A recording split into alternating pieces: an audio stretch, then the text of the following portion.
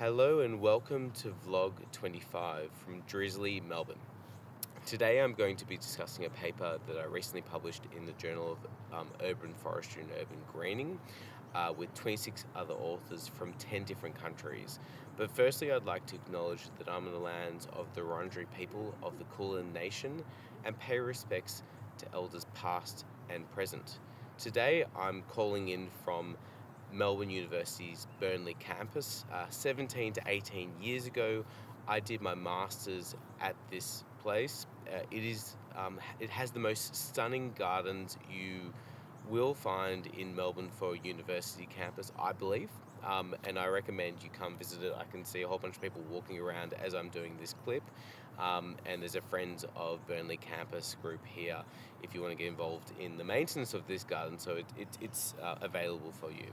So the article that I'll be talking about today is titled Pandemic Gardening, a Narrative Review, Vignettes and Implications for Research. This paper was a massive achievement for me, not just because there were 26 different authors from 10 different countries. That was amazing to do it with those people.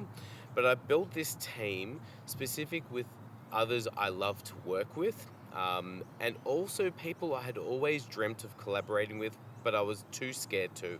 So I took a gamble and I reached out to a lot of people around the world and said, would you like to join? And they did. So this fantastic research experiment led to me learning a lot over 2 years of working on this paper.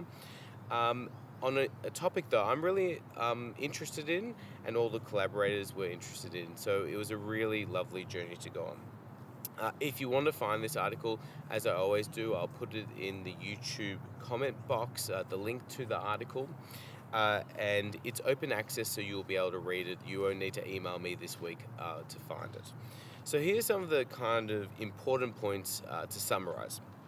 During economic, environmental, public health, and political crises, gardening becomes an important activity to alleviate challenges that come with abrupt and disruptive change. I think we all know that for people who lived through the pandemic. Specifically, it's seen as an expression of hope, empowerment, and resilience in the face of adversity.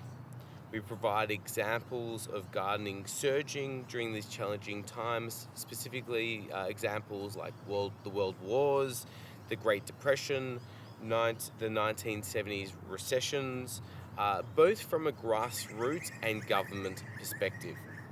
In this paper, we aim to explore the multifaceted characteristics of gardening, specifically to the COVID-19 pandemic, because that's where a lot of our research has come from, and synthesize the relevant literature on the topic.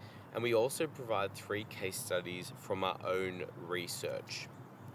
We identify 3 key themes within the literature on pandemic gardening, focused on, firstly, food security or insecurity, and food system disruptions. We all knew about empty shelves of food and us wanting toilet paper, anything to do with things that we needed to get our hands on, supplies.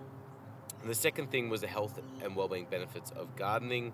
The third one is the social dimensions of gardening. That was really what was the focus of the literature on pandemic gardening.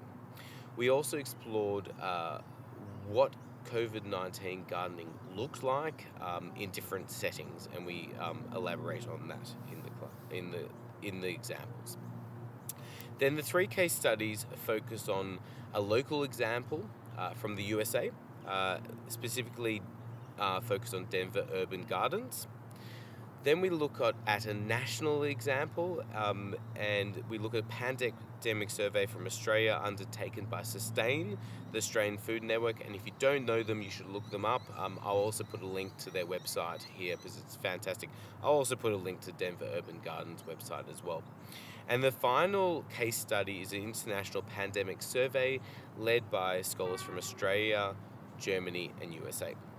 From the evidence, we call for strengthening the role of gardening in relevant urban planning, public health, and environmental management policy.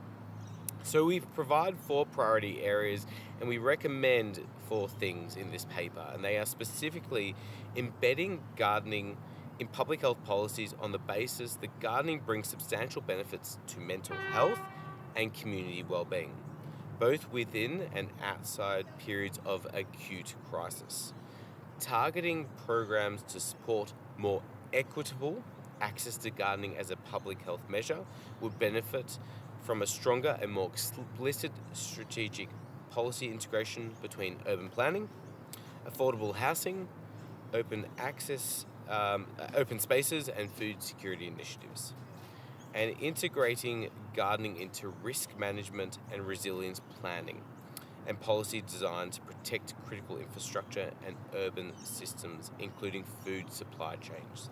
And finally, we call for stronger training and resources for school gardening and garden education, and developing multi-generational sets of skills around food growing and gardening, as well as support for non-school gardening activities that can serve as informal environmental education within the broader context.